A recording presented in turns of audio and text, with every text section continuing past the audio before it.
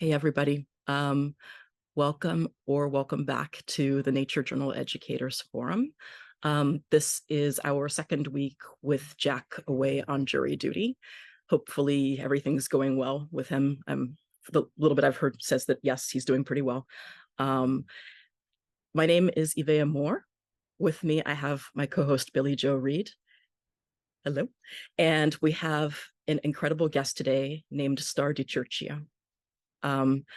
Who is here to share some of the awesomeness that she is up to in the Adirondacks. I am going to pass the floor to our incredible Starr DiCiurcio. As I said, she is with us from the Adirondacks. She leads a community of nature journalers and guides them in ways that they can connect more with nature, but actually, I'm going to let Starr explain more about her own approach. She is an interfaith minister, if I'm right. Is that correct? And has also in process of writing an incredible guide to connecting with nature, and with a community of mostly seniors. And so talking about accessibility and some of these conversations that we need to have more of in our community. So we're gonna give Starr the floor to talk more about how she fell in love with nature and some of the awesomeness that she's doing, and then we'll open up to having a conversation, if that's agreeable. And Starr, are you ready? Here I am. Awesome. I will let you take it Thank away. you. Thanks, Yvea. So I am so happy to be here with everyone. And Yvea asked me to share a little bit about my background. So I'll tell you that one of the ways I fell in love with nature was growing up in the Thousand Islands of the St. Lawrence River, which Billie Jo probably knows.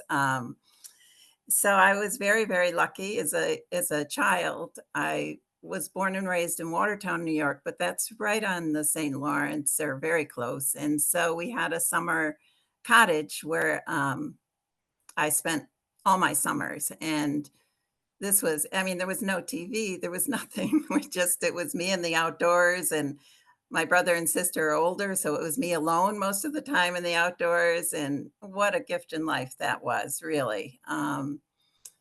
As an adult, I went on to become, eventually, after a few different starts, a teacher, and I taught English to refugees and immigrants for 18 years and loved that work. And actually, I would just like to point out the problem. It's a problem that I'm not addressing, but I'd love to see this community address. Um, the the youngsters, and I taught all age levels, but primarily high school, but the youngsters that I was teaching at that time, it was in an inner city, and they would go home and be in their apartments and really unable to leave. So access to green spaces for urban kids, especially impoverished urban kids, is a real interest of mine.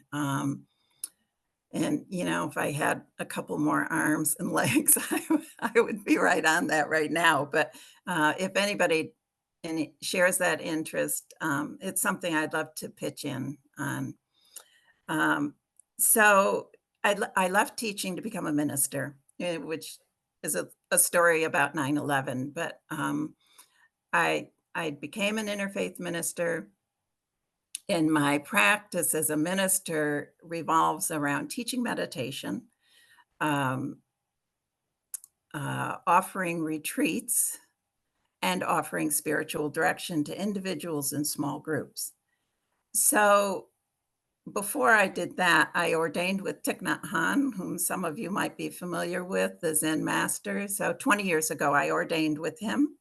And my personal practice is both Christian and Buddhist, but if you know of anything about practice in that tradition of Buddhism, it's all about inner being, which has to do with how everything is interconnected.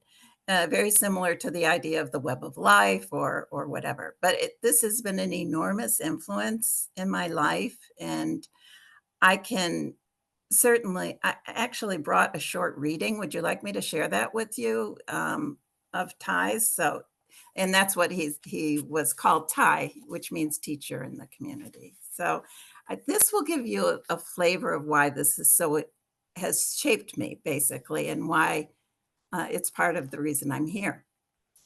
So this is from a book called Love Letter to the, excuse me, Love Letter to the Earth, which he wrote in 2013. However, I don't think God is an old man with a white beard sitting in the sky. God is not outside of creation. I think God is on earth, inside every living being. What we call the divine is none other than the energy of awakening, of peace, of understanding, and of love, which is to be found not only in every human being, but in every species on earth. In Buddhism, we say every sentient being has the ability to be awakened and to be understood deeply, and to understand deeply. Be understood too, actually. We call this Buddha nature. The deer, the dog, the cat, the squirrel, and the bird all have Buddha nature. But what about inanimate species, the pine tree in our front yard, the grass, or the flowers? As part of our living Mother Earth, these species also have Buddha nature.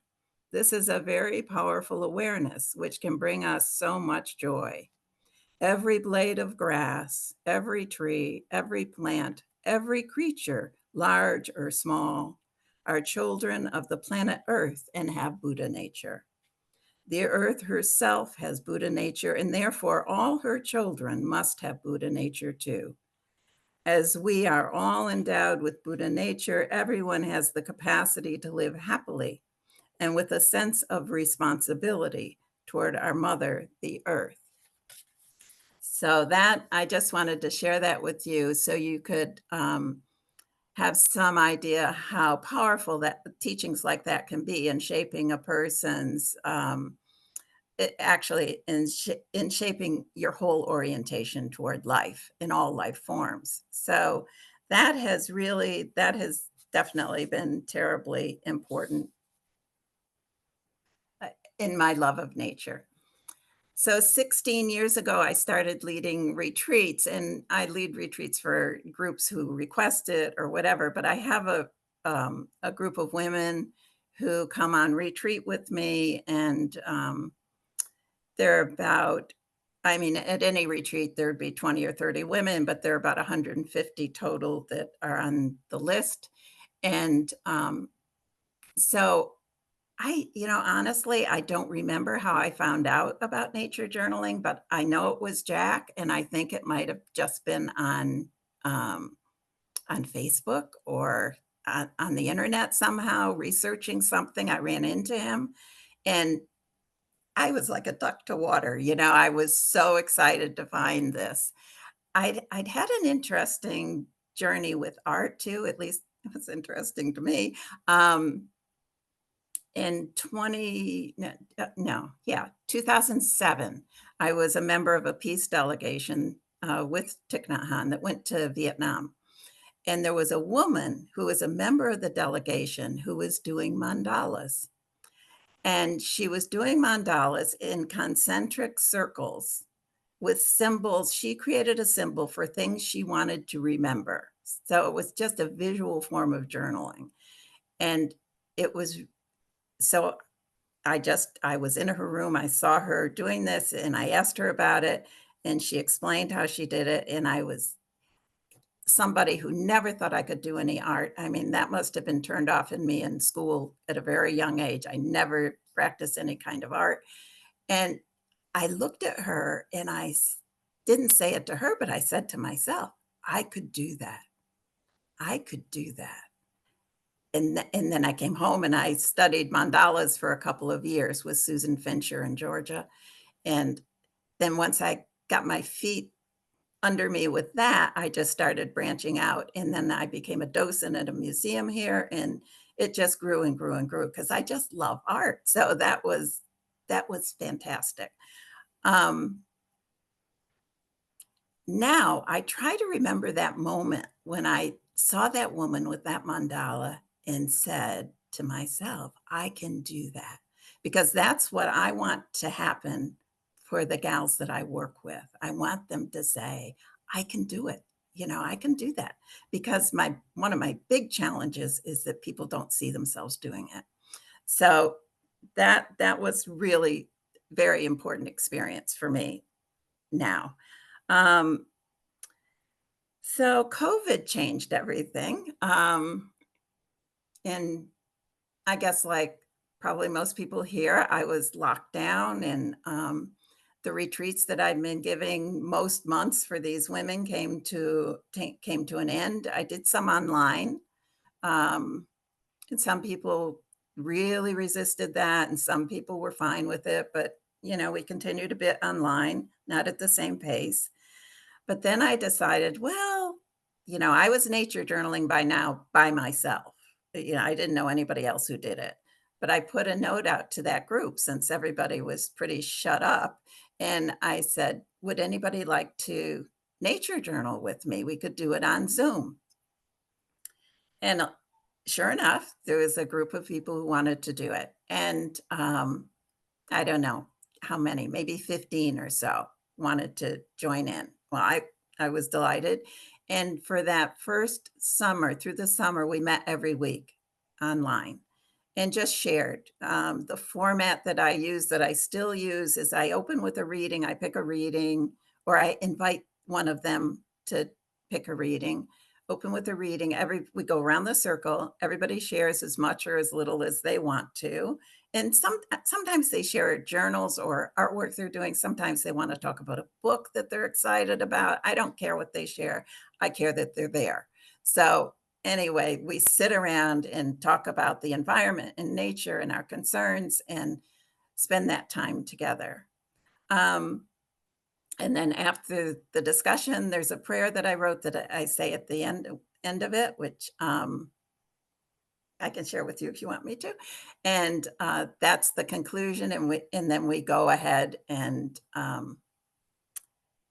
meet. Well, in that summer, we were meeting every week, but then we switched to meeting once a month. And then things were opening up a little bit. So we started meeting outside. And attendance really was not so great meeting outside. And it's still a challenge to find the right environment for that. So I listed the challenges because I wanted to make sure that I shared those with you, as well as the pluses. But the challenges that I listed were adults not seeing this as a possibility. I mean, I can't even get them in the room. So that's sometimes a real challenge. Um, and then also their discomfort with art, which is so too bad. So I'm trying a lot of different ways to work around that. And then physical limitations that people have, like not all, some of these women that are coming to this group still are working, but there are a predominant number who are seniors, who are not working, who are retired. We also have a problem here that I don't know how much you have in California, but we have ticks bearing not just Lyme disease, but other diseases. And it's a real issue for some people and keeps some people away. Um, I have one gal in the group who faithfully comes to everything online and comes to some events. She's had Lyme disease 5 times. So I don't think she wants to go out hardly at all, only under very controlled circumstances. And I really want to honor that. I think I have found a couple of ways to work with it, but I'll share those in the pluses. Um, Also, it has been a bit of a challenge for me switching roles with this group. You're a minister, and then no, you're not a minister. You're starting this group where you just want to be a facilitator, and so there's I mean they're all fine. The challenge is all in me, so how to do that. And I find that I end up teaching more than I thought I was going to be teaching, but just because I'm doing it more. But I'm working through that, but that is a challenge. But I think there's I don't know if you ever talk about this, but I think it is an interesting question. There's a difference to me between being a teacher and being a facilitator. And, what does that mean? And how do we I wanna be a facilitator. I want them to teach themselves, and, I wanna give them the resources to do that, and I see that as a facilitator's role, and I want them to learn a lot, but I want them to direct their experience. I and I also don't wanna put parameters on them, I don't want them to think, "This is nature journaling. I gotta do this, this, and this," and, maybe they're a fantastic whatever, collage person, or, maybe they wanna express themselves in some way I haven't even thought of, and I want them to do that, So that's one of the issues that comes up for me. Um I don't wanna be very prescriptive. Yeah, I think it doesn't help people in creative processes very well, and I do think of this as a creative endeavor among other things. Um, so low attendance at some of the it's some both online and outdoors. Sometimes we can just have a few people, but I always think whatever circle gathers is the perfect circle, and I try to stay in that place. And I remember, many years ago, I was in Plum Village, and I was with, a beautiful woman called Sister Gina, uh, who's a nun there. She's still a nun there. She's a very senior nun now. But I was telling her that I thought I'd like to start a sangha here in my community, and so her advice was, "You pick a time when you wanna sit, then you'll sit, and then just invite people." And I try to stay with that advice because I think that does help you go the distance, not to try to worry too much about who can do what and who can make it or not make it or how many people are coming, but just to do in our case, do the nature journaling, open it up to others, and don't worry too much about numbers, don't keep score. And if it's any interest, the Sangha did very well. We have 5 sits a week now. It just grew and grew. So I I think it's good advice. Um,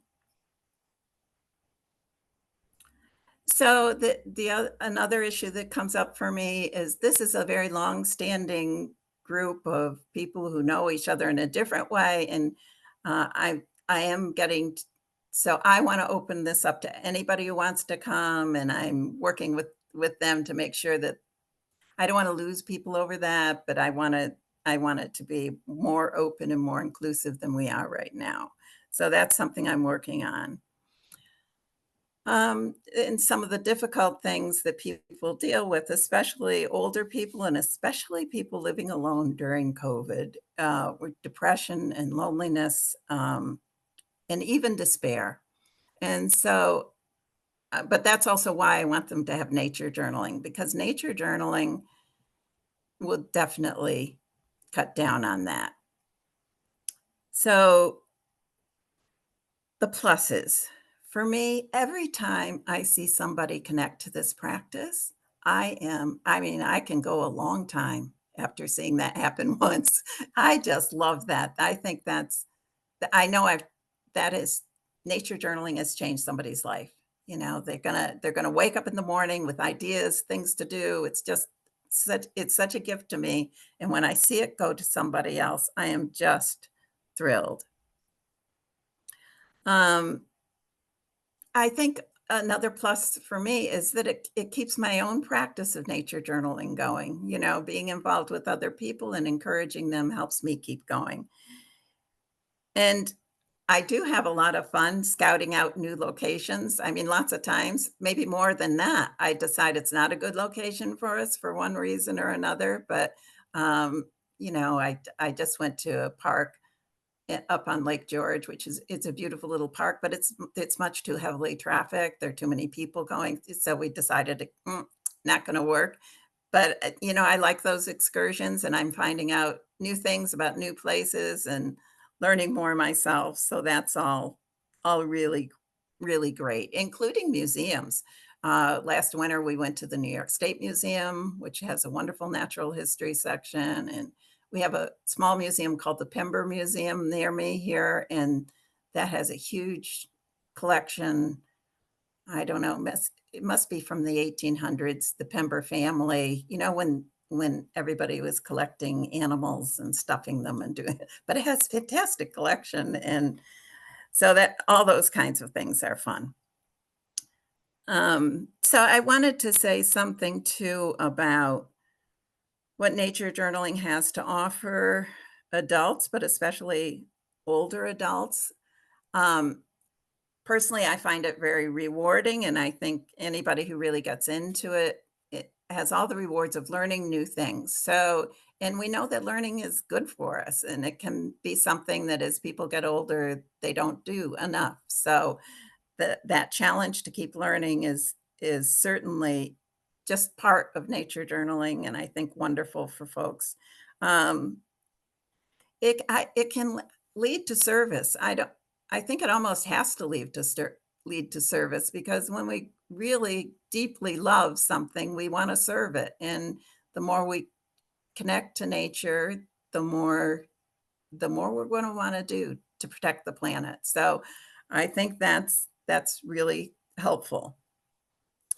There are psychological and physical benefits. I'm sure you know about the research. There's a lot of research on that. There's a lot of nourishment and beauty, and it can really help with echo anxiety, with depression, and an interesting thing that I have found with some people too is guilt that comes up, because they feel they're leaving the planet in a terrible place, and that it's their generation that has been part of making such a mess, and so there's guilt. So a great way to deal with guilt is to get involved and start being a force for a positive change.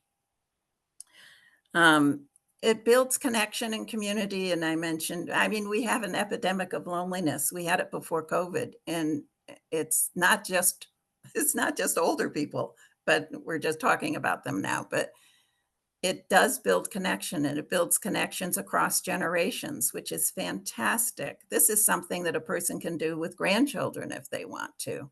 It's ideal, really. And it builds connection between people and the natural world around them, which also you will not be as lonely. I just had a group recently, and one of the gals emailed me, and she said, "When I got home, I stepped out of the car and I really noticed what was around me." And I thought, "Yep, that's how it begins. That's great." Um, so in the last meeting, I should say this because this was really encouraging, but the last meeting we had here at my home, and I'm very lucky. I mean, part of the reason we bought this house is a block and a half down the street is a nature preserve, and then you go a block and a half in another direction, and it's the city park. And they're safe. You can walk around, you can spend time alone. It's absolutely safe. They're beautiful. So I invited the gals to come here, and, usually I get maybe on an outing, I might get 3 or 4 people. I had 10 people come. All I said was, "Come, stay at the house, go to these," told them where would they, the different options, and that I'd offer chili and salad afterwards, and I think it was the bowl of chili, but anyway, they showed up, and it was fantastic. I was so pleased, and I think I'm gonna do more of that. And also I said, "You can journal inside or out." So, like, the gal who's had Lyme disease a number of times, she was able to come and journal inside.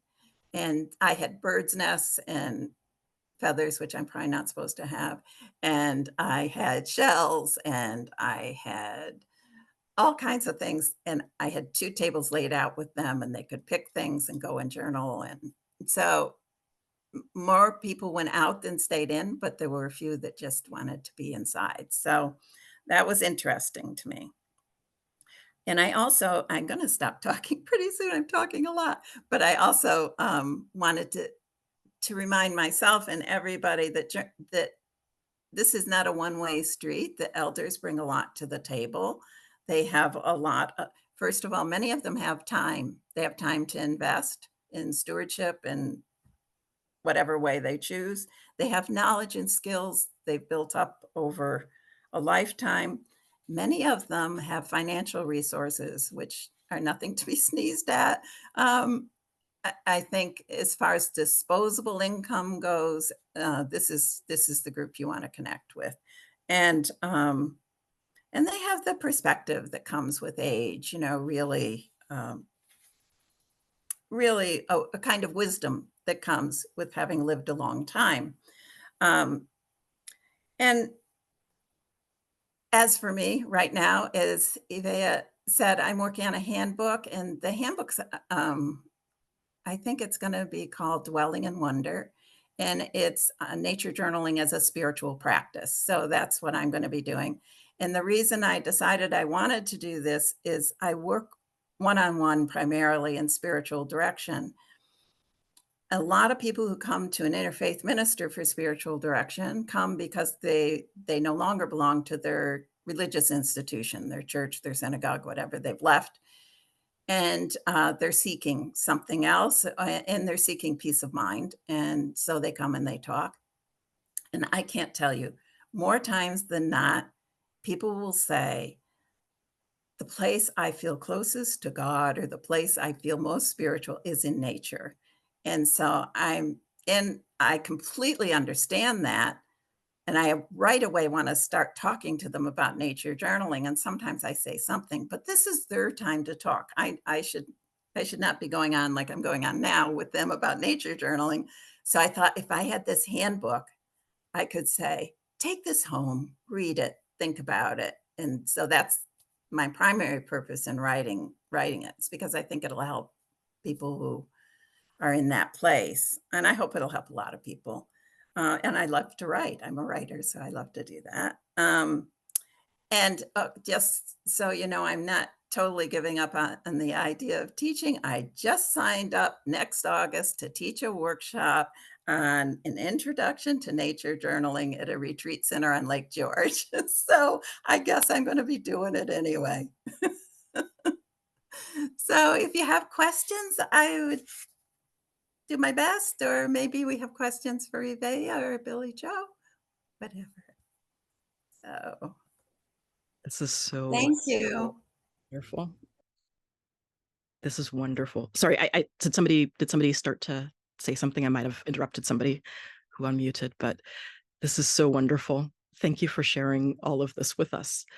I'll look in the chat, and Billie Joe will look for hands, but does anybody have any responses or questions? Yeah, Lori, go ahead. I have a group of I see once a week. So I started a group with them.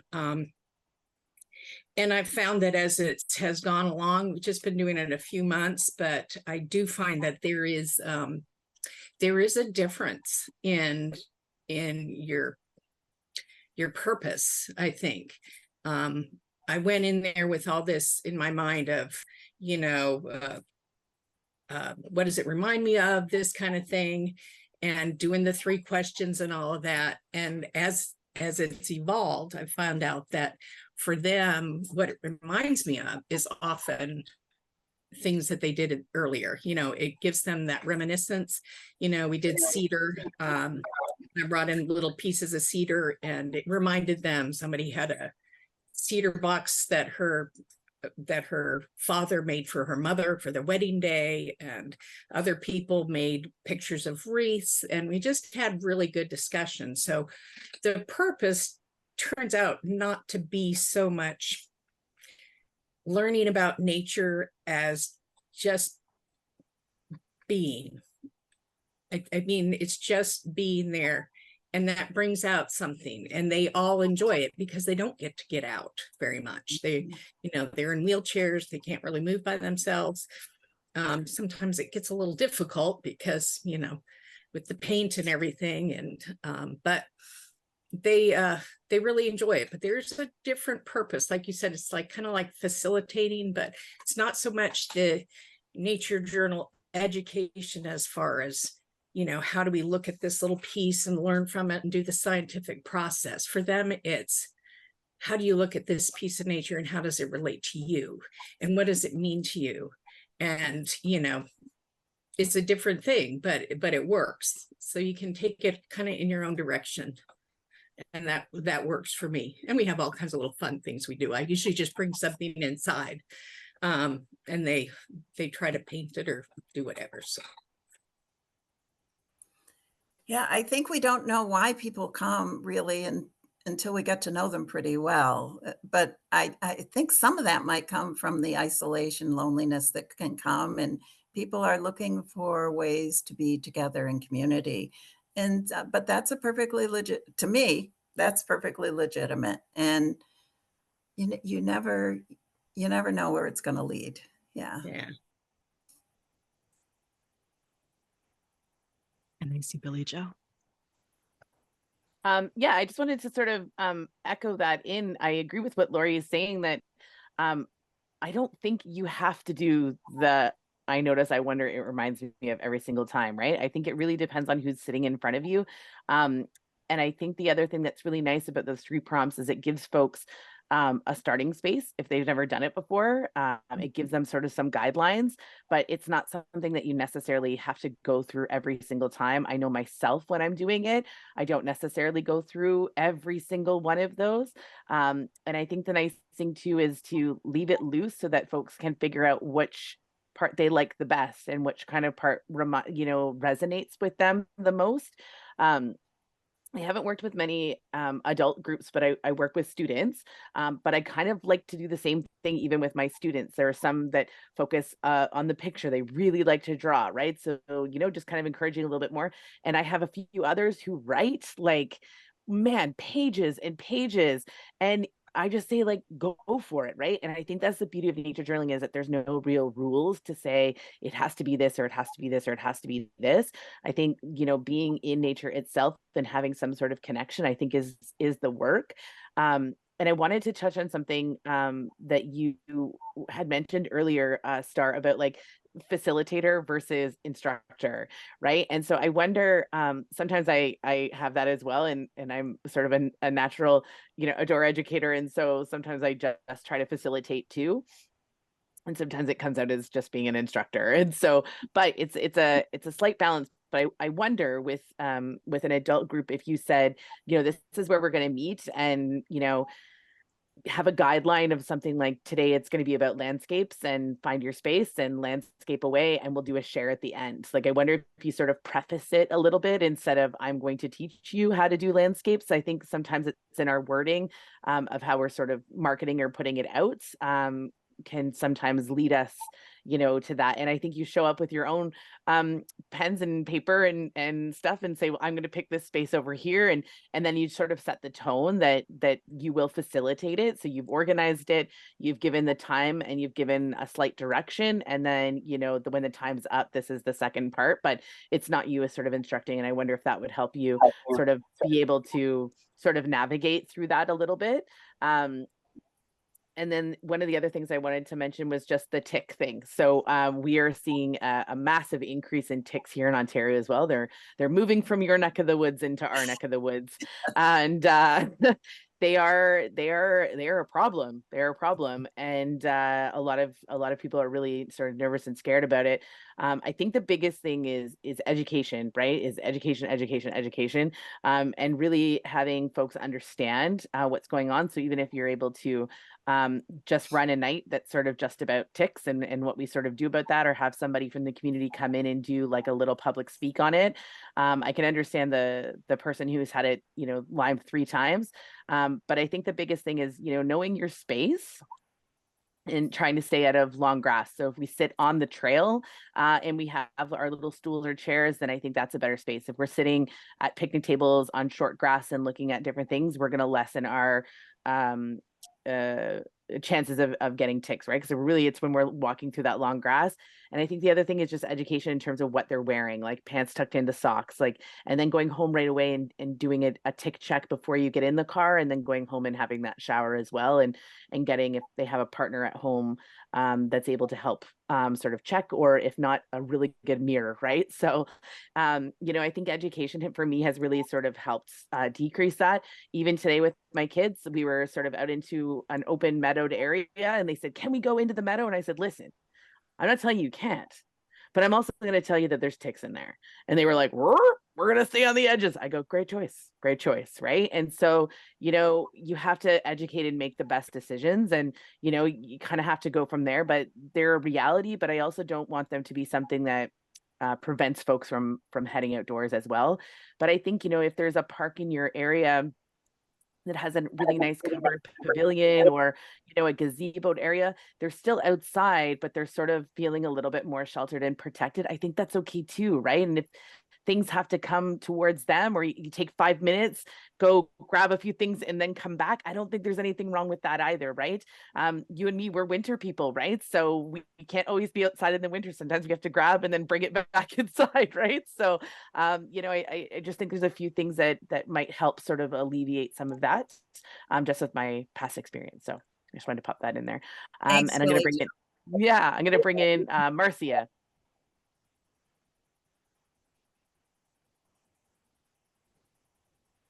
Hi, wonderful. Right. It's always nice to see everybody too. Hi, everybody. I wanted to touch a couple things you said too. Facilitator, instructor, absolutely. Sometimes we roll between them, and sometimes they're the people who show up teach us, right? And kind of to flow with that, which gets to that flow, gets into the group. They breathe. I like to say they breathe always. So if one shows up, that's enough. And you can just start, and you might change what you're doing. I usually, when I did a syllabus not too long ago, or a little outline of the day, I put mini tutorials as a possibility rather than a specific. So that left it open so that if somebody mentioned something, then I could say many times. But I had a bag of tricks. I had tons of things, to go with. And I was thinking, I had a conversation at a visitor center looking at doing a workshop at one. And the title, how do you bring people in, like you said, about not being fearful about sketching or something else. And I know Roseanne Hansen uses field arts. And she says she gets more men when she uses field arts rather than nature sketch journaling. And so I also know that we do a lot of work in the studio practice, right? Or finishing or starting or research. So I was thinking, field and studio arts, how do you do that? But we were talking, and this man just was like down the aisle in the visitor center, and he was coming to purchase something. And I was talking with the lady about who we should get in contact, how we should, work this, and, talking about titles, and we were just having a nice conversation. And this man goes, field journaling, or no, then he went nature journaling. So I was like, nature journaling. So, because what that does is say, it doesn't say sketching. Yeah. Right? Yeah. I don't know. And so that just was a week or two ago that came up, and I thought that was really interesting. And then addressing things. I live in the desert. We have fungus and stuff in Illinois has things in the desert. You can breathe things into your lungs. So going outside anywhere has these kind of risks to be aware of, right? Smelling a flower, I tend to get down and smell belly flowers. And I did that once or twice or 3 times when I was in Greenland. And this one man goes, you're going to get sick or something. And I'm thinking, he's right. I could be breathing in a bug. I could be breathing in the pollen that I'm not used to. And the locals know their area, but I love to get down and smell things because I have a friend who was losing her eyesight. Mm-hmm. And I like to be able to describe things to her, or one way she could smell things, right? So when I do that, it's in the back of my mind that my friend could smell things. So it's interesting about, you know, just getting outside, just living could be dangerous, really, even in your own house and that. But I like what you said about you can sketch out the window, you can write out the window, you can look out the window, you can catch snowflakes and bring them in on a frozen pallet to look at them for a few minutes. And one of the things I've done since I've taught and is in a classroom is I call my smart board the window to the world. And it's our bay window. And I can't take them all outside because of liability and trust, because there's quite a few kids that are a little less than excellent, misguided. And one person can't watch all those hands. And so there's explore.org. There's all these videos, live cam. One of my favorites this year has been the Yellowstone Old Faithful geyser. Just go to like Yellowstone live webcams, like and the park cams, and it's live. And I'll put it on, and if you can scroll and see when it's going to go off. And it's so cool when it's going to go off during the class. I remember some kids exclaiming, "Is that happening now?" And I'm like, yes, it's like, this is right now happening, so that's a great way to sketch from. And usually all those cams, if you go down, it will give you handouts and, Polar, Polar Bears International has things. And right now, I haven't checked, but the bears, there should be some movement, Northern Lights and things. So it can be kind of fun. You could put them on a computer and look, and people there. So anyway, yeah. Oh, I heard recently, Yvea, you were mentioning about something for bugs, I think, or something a little bit. I'd have to scroll back. I heard recently that walnut water is an insect repellent. I don't know. I haven't researched it. And so there's things out there, smoke too, incense. And that's one reason that clears some microbes and things out of the air. So I suppose we could, with people's permission, is actually, that's the reason, like the Buddhist it's not they put the incense in front of the temple going in. It's for a couple different reasons. It makes you be here now because you have a smell, but it also has a function, sage, etc., frankincense, it's calming. Almost every tradition has had some smoke.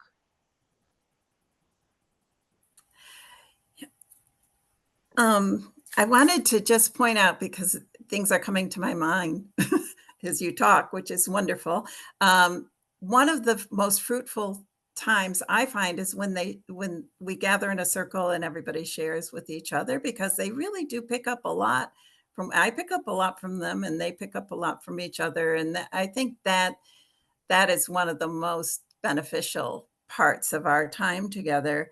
I also send out daily prompts by the month. So like for the month of November, they get a prompt for every day. And I do that all year long, and they'll go in the guidebook, hopefully the handbook. So that's something that they can use too. And one thing that I'd like to try to do this winter, and I don't know if anybody else has done this, I thought it would be fun to focus on food, because we can get very shut in here in the winter. So I thought, slice a cabbage in half and get a few apples and ask them if they have something they want to explore, to bring it, and to just focus on food and see what happened. That's nature. And I thought it might be fun. I thought they might have a good time doing it, and then we could share some lunch and talk about it. But yeah, so thanks. I'm writing down my ideas as you talk, everybody. Thank you. Yeah, a kitchen safari, right? Yes, there you go. I love that, kitchen safari. Yeah. So I've done a plumbing safari online when I was teaching online, where I said, go look underneath your sink So, and draw the pipes. But you reminded me of, I went to a Native American medicine and herb making workshop a few weeks ago. I've been a few times. So the local plants, what's edible, what is, you know, what can you draw? What is there, you know, things that you've made with that, or, you know, what's in the area to lead into the food, or from the food to lead into that when spring Right. comes. Right. Yeah. Lovely. Thank you, Marcia. Hi, I just was wondering if you had any suggestions on helping participants who have arthritis, like who have a hard time gripping. Yeah. Yeah, I do have that. I have people who can't walk easily because of arthritis, knee issues, hip issues, etc. I mean, I'm 78, but I'm lucky I can hike. I can, well, I know I'm not going to be able to do that forever. So, so I pay attention to those who can't. So yeah, I think, again, just to be really fluid about how we present, you know, so if people want to do it on the computer, if that's more comfortable. I mean, I do not at all myself personally, but I certainly support somebody who might be able to use the computer who can't do a lot otherwise, because the computer for somebody with arthritis is a real gift, including art, you know. So depending on their abilities and their interests, that's certainly one thing to do. And the other thing I think is just a person with arthritis still will be able to read, and their contribution to the community might be sharing some of the things that they're reading, some books they'd recommend, and, you know, invite them to do that. Again, I'm not terribly fussy about how people participate. I want them to participate. I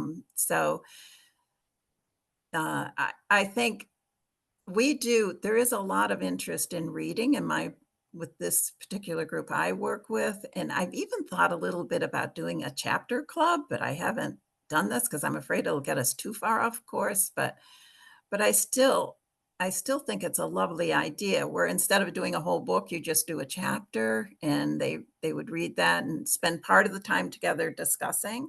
So if somebody really was unable to write at all and wasn't comfortable with the computer, I might invite them to select the book and lead the discussion, you know, give them a role, give them a place so that they feel a valuable part of the community.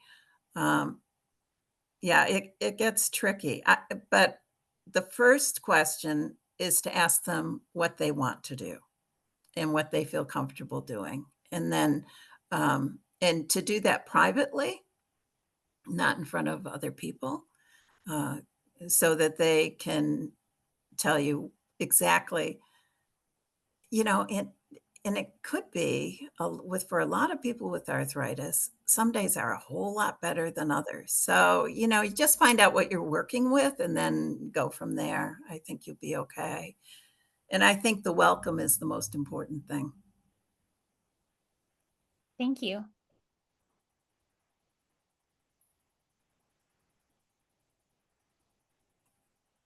Braiding Sweetgrass, one of my very favorite books of all time. Yeah. I just had lower hand. I just had a thought that Starr, it seems like you have so many ideas, and I think you are using nature journaling in a lot of different ways in different groups, you know, a reading group or whatever, perhaps to just put down on paper, you know, what you're looking at. If it's a spiritual, like I don't know what this thing is, but you know, if it's going to be full on nature journal or if it's going to be a book, you know, just try to focus on what part of nature journaling you want to bring to that practice. Right now, it seems to me as you talk that you've got so many wonderful things that you're doing. I mean, it's amazing. but nature journaling could be a little bit different in each little place that you do it. So maybe if you can bring your focus down to say, this is what I am attempting in my spiritual practice to help people become closer to a spiritual being, whereas with others, we maybe want to practice sketching, or maybe this group is really just needs community. You know, if you can narrow that down for yourself so that you have an idea of where you're going with it, because I think you certainly can use it in all of these different ways.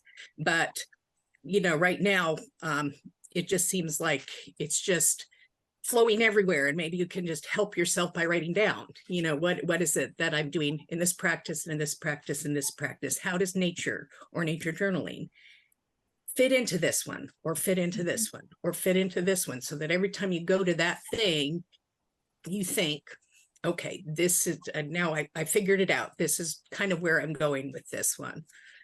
That was just a thought that I have, because I tend to be, I have to like make myself figure out what I'm doing. So I don't know if that might help. With our group, we've started doing little, I don't know, I might lose you if my internet goes out, but little exercises, you know, like we do this and we do this, and then they write, we'll have them do like, this is one of them. Like they just start in the middle, and then we talk about using the little muscles to do with your hand, and then use the bigger muscles, and then use your arm. And I know these are a lot more limited, but they find that once they do that, I have them write their name to begin with, and then after that, and they do a lot better. So I don't know if that's more arthritis or just tight muscles or not using those muscles, but to just get them warmed up a little bit seems to help quite a bit with that kind of thing. That's all I have. Thanks, Lori. I do think that the process of writing a handbook for me is clarifying some things. And I think part of what happens is when you're a facilitator, you really have to be open to going in any number of different directions, as opposed to being an instructor where you're leading in a different way. And I'm pretty comfortable being a facilitator. I don't mind if we go here, there, and everywhere, as long as everybody comes away feeling gratified and making a deeper connection with nature and feeling good about themselves and wanting to come back. I'm happy with a day like that. So I don't need any more. Anything else? Sarah, go ahead. Hi, Starr, I just wanted to briefly thank you so much, because in February I started a similar community of nature journalists here in the UK, and it's going from strength to strength, but to kind of connect with you both on an interfaith level and on a nature journaling level and on a community facilitator level as well. It's just been really magical to hear you talk this evening. So thank you very, very much. I've learned so much. Got so many ideas that I'm going to try out with my group, and yeah, just I'll keep you in mind as I'm out in the woods and journaling, because I think you're an inspiration. I have one question for you very briefly. Some people in the group have very strong Christian faith, and it prevents them from accessing some of the materials and the poems and the thoughts and the attitudes that might come in from different faiths. And I wondered if you'd encountered that, and if so, how do you manage that with good grace and openness? Yeah, well, this is the folks who I've been working with all come out of the population base of my retreat, which are interfaith retreats. So kind of by definition, I do have people who are atheists, who are really, and that's great. That's part of interfaith work too. But yeah, so I haven't run into that particular problem, Sarah. It's a pretty open-minded group, but I know that could be a real challenge. I think the most important thing is to just watch the wording, you know, and maybe you have to go to Wendellberry and Mary Oliver and down those kinds of paths. Definitely probably have to leave the scripture alone. So yeah, that's difficult, but I'm really looking forward to you coming. I think it's just next week, isn't it, Sarah? It's pretty Yeah. soon. Yeah. So I'm so nervous about I'll it. be here. Really Oh am. my I'm gosh, no. totally overthinking it. I've been writing notes down and going, oh, I'm gonna have to change that, but I know it will be fine. We're all friends. I'll calm Yeah, down. But yeah, absolutely. It's the most, that's what I said to Yvea before we started. This is the most remarkable community. It's so yeah, supportive and loving. And I mean, you just can't go wrong. So we're so, so blessed. Yeah. yeah, really lucky. Well, yeah, thank you, Starr. Just yeah, huge, really helpful. Thank you so much. I spend every spring in Ireland, so maybe I'll have to pop over the pond. Yeah, do it. Do it. We'll keep in touch. I'll send you a message with my email on. Okay. I just wanted to respond to Sarah real quick, is that one, what I've seen happen before, because I was in a space where that was occurring, where we were speaking specifically about a Native Hawaiian painting, and someone with a deep Christian faith was interpreting it from a Christian perspective, and there was a little bit of clash. And I think what I admired that the facilitator did was just create a space for that person to kind of share like their faith and their interpretation and say like, you know, like, yeah, like we're not saying you can't believe that, you know, we're not saying, but you also like, you kind of do have to in those spaces say, but you also don't get to tell everyone else that they're wrong.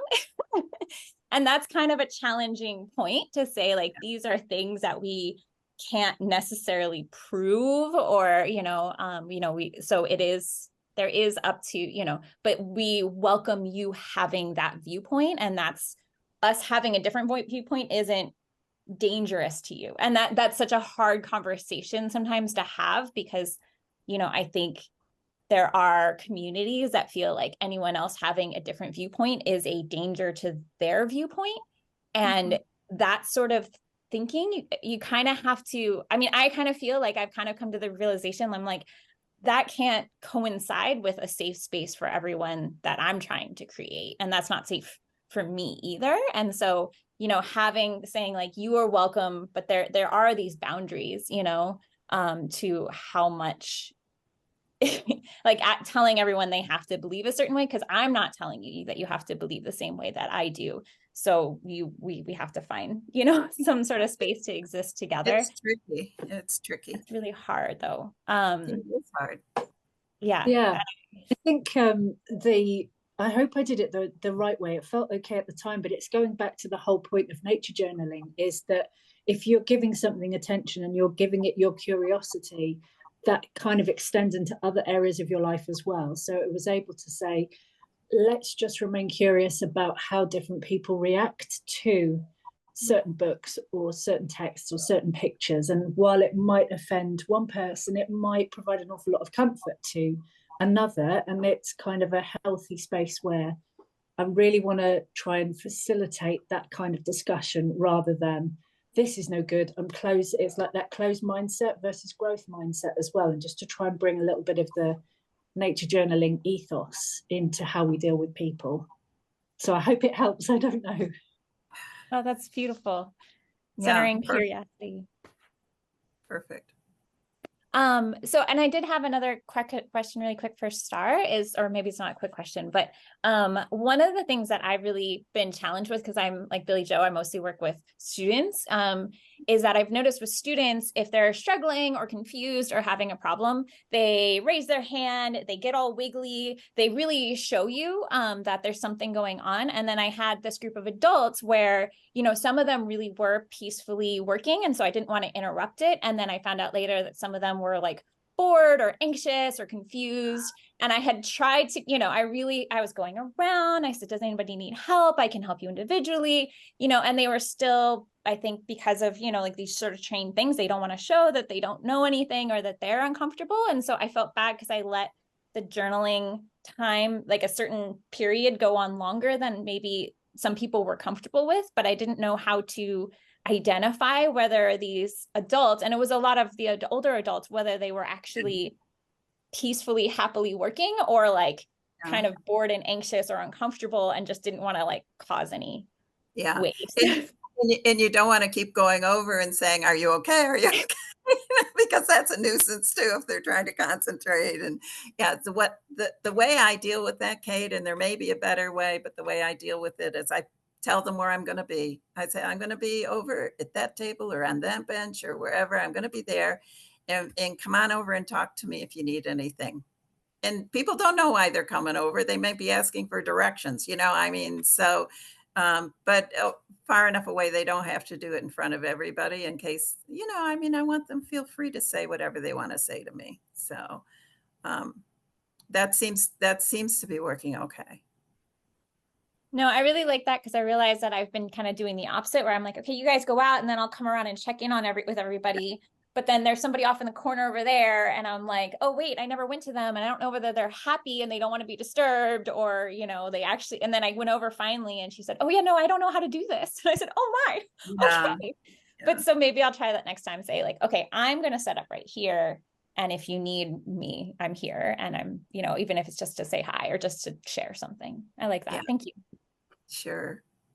Yeah, I've done that too, where you just say, come over here, or then sometimes you wander around and then I'm going to be over here. So, and that works because that's a safe space. And sometimes people will find their own people to go be with and do something too, which is fine, so I'm going to back paddle here a bit to the biblical and the Christian, and to Sarah and what she had to say. I'm in a very Christian community. I suspect I might be in one of the most conservative counties in the United States, in quite an interesting way, in the middle of California. It's Kern County.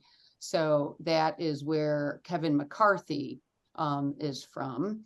So he is our congressman, or that. So and I don't know what his whole religion or background is. I do know that his dad was Democratic and was a fire chief in Bakersfield. And I actually know Kevin a little bit and have met his wife and kids at art openings for high school kids. So and then I've run into Kevin traveling, which is crazy.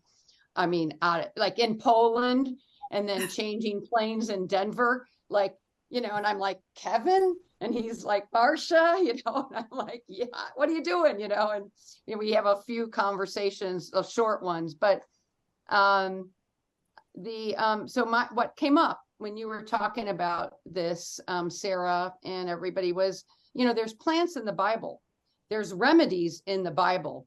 I'm not savvy. I don't know it, but I did have somebody approach me with nature sketching and journaling about doing plants from the Bible. And then we never did more. And I'm like, that's a great idea, or what's that? So, and we have olive trees, that grow in my kind of area. They're mostly planted, but they, that, and remedies and things come from plants, which, it talks about that, it talks about, it's almost as similar as going into braiding sweetgrass, that the birds and the bees are fed and whatever, and so will you be if you look at the earth. I'm simplifying, but so I would say that you could probably find some great quotes from the Bible and have them come up with them that you could use, and plants and other things. And then you could draw olive trees and the olive wood and how does it grow, and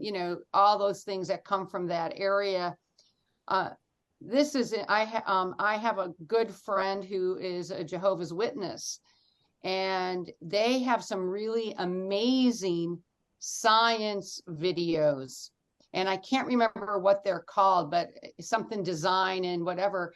They've actually got researchers looking at the skin of sharks and about making sheets, because they don't get certain things that, so that it sloughs off of sharks. So they really look at design in nature, and so, and I can't think of you'd have to find them on jw.org somewhere, whatever, but she'll send me ones that she thinks I'd be interested in. They're phenomenal. I mean, yes. And so there are things that you can pull in. Of course, there are some people who don't believe Jehovah's Witnesses are Christians, and, there's all these other things, and, one church, other church, or there, whatever. It's a whole nother avenue of Christianity. But I do think that there's things that you can pull in, and beautiful Psalms and quotes. And, the Old Testament is the Jewish faith.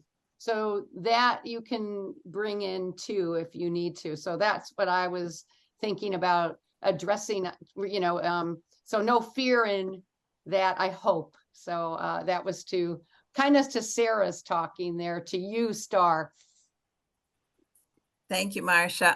The part I'm working on in my little handbook right now is actually scripture passages addressing the earth. But like Sufis and Shinto and Confucianism and Taoism, and as well as the Abrahamic traditions, like across. And it's not going to be long, but I just want to give just samples, so that people can understand that this has been addressed through the ages and across traditions. So my only word of caution to Sarah is, if you have a mixed group and this is going on, then I would personally stay away from it. But if it depends on the nature of your group, and you'll know the best way to proceed, Sarah, for sure.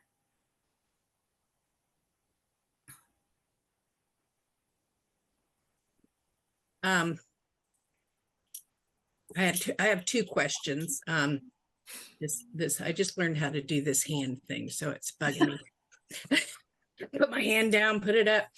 I have two questions. Well, actually, one of them was about the religion thing, and I was going to ask, because I'm from a very, very conservative community. It's a retirement community started by the Advent Christian Church. And so where I go for my skilled nursing facility is called the Good Samaritan Center, and they can't force anything, obviously, but they do have a big Christian focus. And so my question was, when I started, because I registered this, put this out as a community, Swanee River Community Nature Journal Club, because I didn't want to feel constrained to be here on our grounds and mind everybody. I didn't want to get a feeling of, this is based here, because, my faith doesn't always coincide with what's here. But I had a question about whether I should or shouldn't do that. I opted to not do it. But then when we were finishing up the group one day, and I had a couple ladies left, and they started singing old time hymns, which was fine. They had two of them there. But another lady said, well, I don't need to do any singing. And she left. And I didn't know whether I should go after her and see, maybe she needed to go to the bathroom. I don't know.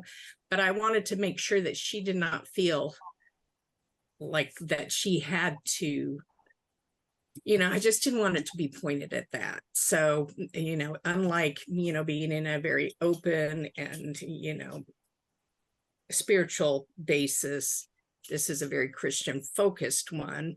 Mm-hmm. I just don't want people to feel like they're ostracized. And so my question is, number one, do you think that, is the opinion that, like, I guess that you said, if there's, you just want to not make it uncomfortable.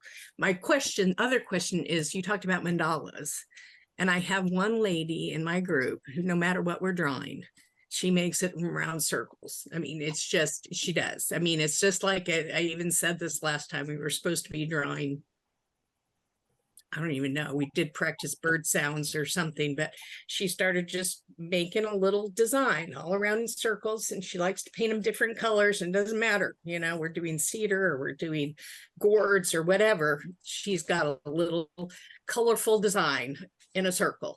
So is there a way that you can connect that to nature? Or, I mean, I just let her do what she wants. Doesn't matter. I tell her how great it is. Sure. I mean, that's the first thing. And the second thing is there's so many things in nature that are circles. I mean, I would put an apple in front of her, you know, or, you know, just, I would use things that are circular, and circles are all over the place.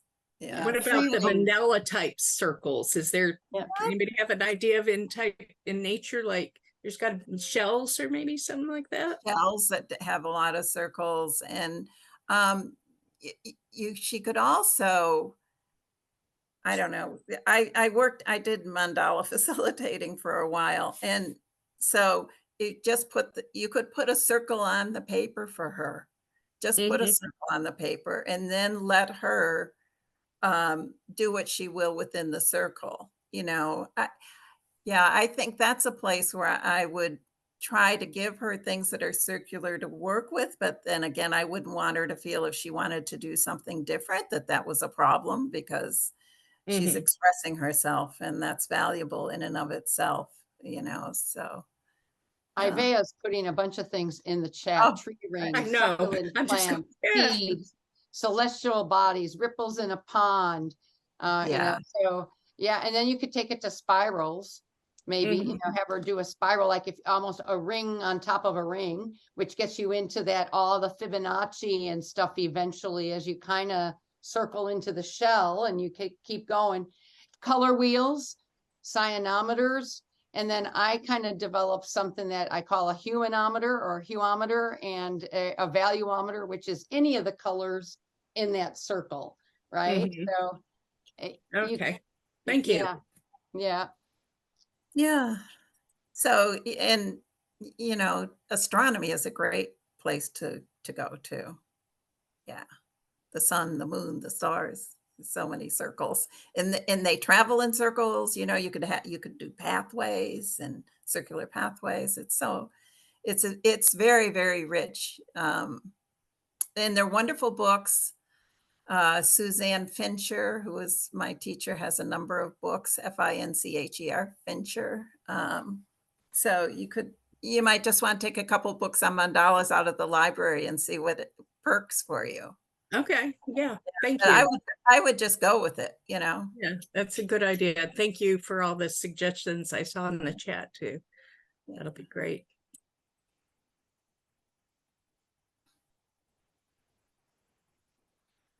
Was there anybody else who had wanted to add? I'm just loving all of this, the beautiful constellation of topics that we've been talking about and that Starr has introduced with us. I'm looking for any notes in the chat or any hands. I know I had an earlier question, and so I'm just trying to go back up and find oh, there it is.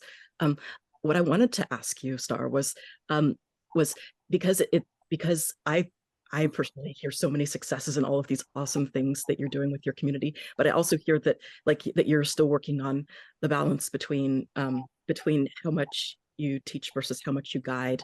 But we have I think I've heard the phrase before. I don't know who originally said it, but I know that Jack introduced it to at least me, although I think he got it from somewhere else. That's something like sage on the stage versus guide on the side, or something to that effect. And so what I was wondering is, do you have any support? Like, do you have a fellow facilitator or partner presenter who listens and helps you work through your ideas and offers feedback when you need support? In nature, I mean, I have support in other areas. In nature journaling, I pretty much do it on my own, except that the group they're friends, and I can run things by them. And one thing I like to do before I try something, like if I was going to do the food thing, or there are a number of things. If I decided I wanted to try a chapter thing, I survey the group. I put out questions to them by email, and then I see what their reactions are. I can usually tell by that whether it's going to fly or not. I mean, people are pretty honest. you know, oh, that's great, Starr, but I'd rather do this or whatever. That's that's fine. So that's how I handle that pretty much. Yeah, but I don't have somebody like I would turn it over to. Um, I think they just love that I'm doing all the arranging. Absolutely. Oh no, yeah, no, I'm not at all like I more like if you're practicing saying something and you're practicing in front of somebody beforehand, that kind of thing. But like I think that's wonderful that you make it more democratic so that way you're asking people for their input. And it sounds like a big part of, like, I know that you said that the nature journaling part's a bit newer, but you've already done so much of the hard work by building the community in the first place and getting the community together. And so the nature journaling, like one thing I love about it is that you introduce the nature journaling, but to a community that is already really strong together. Mhm. And a community that has had withstand what happened with COVID and the isolation, and then the isolation that might have existed before that, which means that you all have already faced such a huge challenge and overcome it, and worked on ways and had to find creative ways of overcoming the challenge, to give people the connection. Right. And I love, Yeah. That is absolutely true. And the flip side of that is getting them to open the door, like for men to come or have people bring it. I mean, when your group gets kind of tight, then I don't want to lose people by opening it up too much. So, but again, I survey and that's how I deal with that. I don't think of it as like my group, it's our group. So yeah, that's all those decisions I put out there. I like that. I'd like it to see more communities like that, where it's everybody's input, and that's not only just a thing that you do whatever, but that's the regular way of it functioning, which it sounds like it Mhm. is for the group. Yeah, yeah, it That's the is. regular is, and creating the habit where people respond and give their ideas and aren't afraid to speak up. That's huge. I think for a lot of us, we'll have a problem where we might put out an idea to our group, but then we don't get very many responses back. Yeah, But that can happen. But then I think it doesn't matter too much, so yeah, which is an answer. I know answer is an answer. it's true. It's true. If people are really excited about something, they're more likely to say, "Hey," and then you look at Yeah, those. Oh, we'll yeah. go. I'm trying to. Yes. I'm trying to think if there's anything else because I know I had other questions, but there's been a lot in the chat. In the chat, I just wanted to say Sarah said that she'd love to be a mutual support to Starr if she's open to that. So potentially, I think the two of you should be emailing. That's fantastic, Sarah. Hey. Yeah, I'll be here to listen and learn from Sarah next time. Yeah, likewise, totally. I remembered one of my other questions.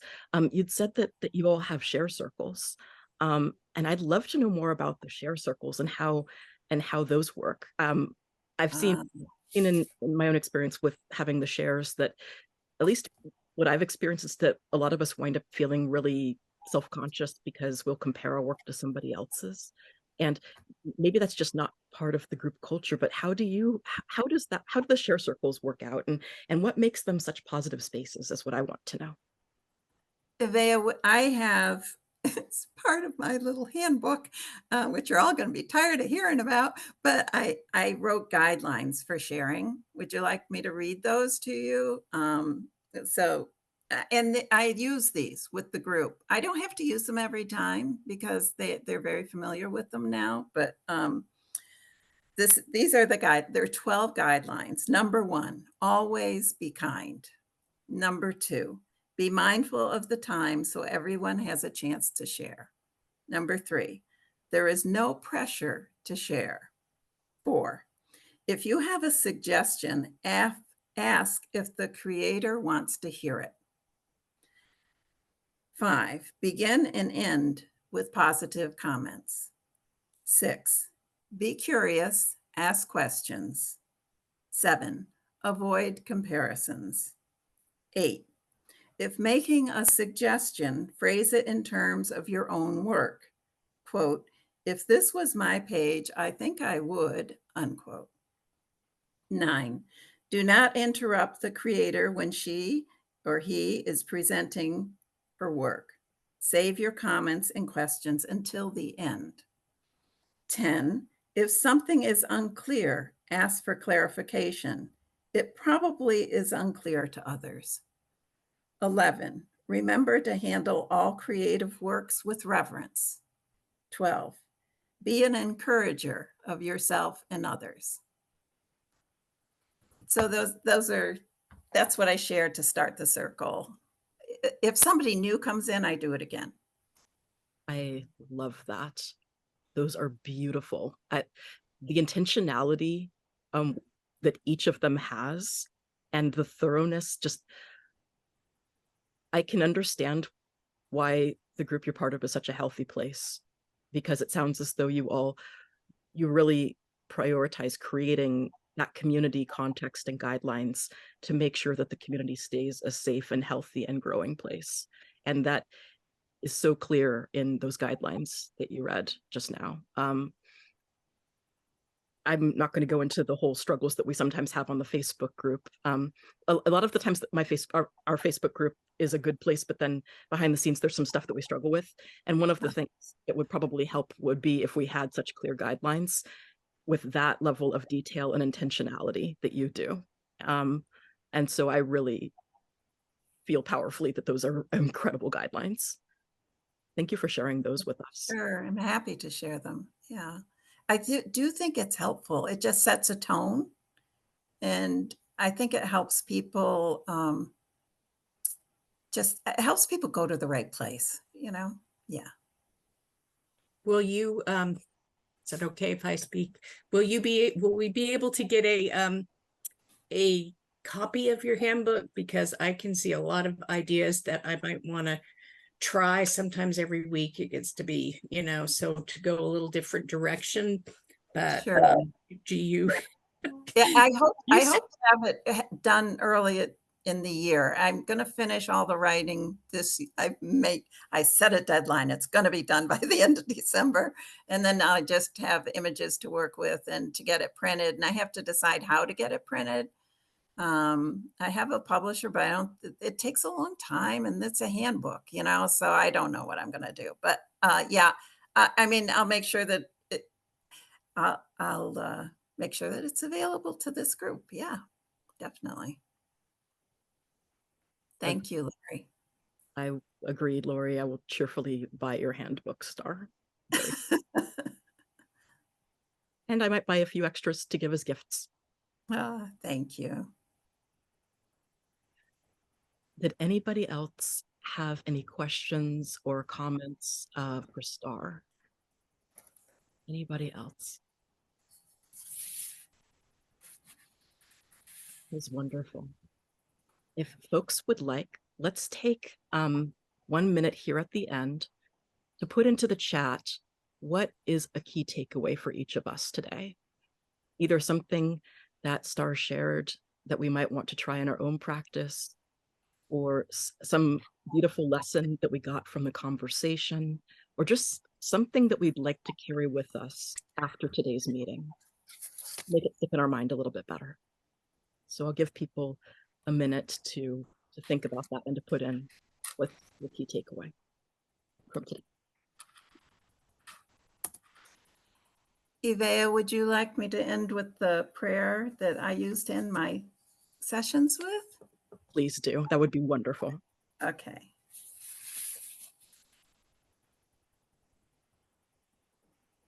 All right, we'll give folks a few more seconds, and folks can keep writing as Starr shares her prayer with us. And then also a reminder to folks that next week we will have the amazing Sarah Bellis talking about Get Out, Get Arty. And I, for one, am also very excited to see the beautiful friendship beginning between Sarah and Starr. And everyone else here. And everybody else here. I'm not meaning to exclude. Let's let's let Starr share her prayer. Again, thank you everybody for being here and all that we've contributed to each other and this community. Thank you especially to Billie Joe for being an awesome hands and spotlight master, best co-host ever. And go ahead, Starr, take it away. Okay. At the end of the day, we bow in gratitude for this sacred time we have shared. Let us be enlightened by one another and the wise ones. Let our teachers be the sky above us, the wind around us, and the earth beneath us. Let us learn from the vast sea and the meandering stream. Let us learn from the swaying grasses, the prickly plants, the glorious flowers, and the mighty trees. Let us learn from the four-legged ones, the winged ones, the finned ones, and the creepy crawlies. Let us rejoice in the beauty of the bounty we inhabit. Let us become its protectors, its stewards, its servants, its lovers. We bow before all that is, knowing we are eternally moving in divinity, and divinity is within each one of us. Amen. Thank you, everyone. I'll see you next week. Thank you so much, Starr, for sharing all of you, your wisdom, your group, your successes, your struggles. Just thank you for sharing your kindness with us. Thank you. I'm gonna go really fast over here to gallery view because let's see here. Yeah, let's do that again. Let's give Starr our love.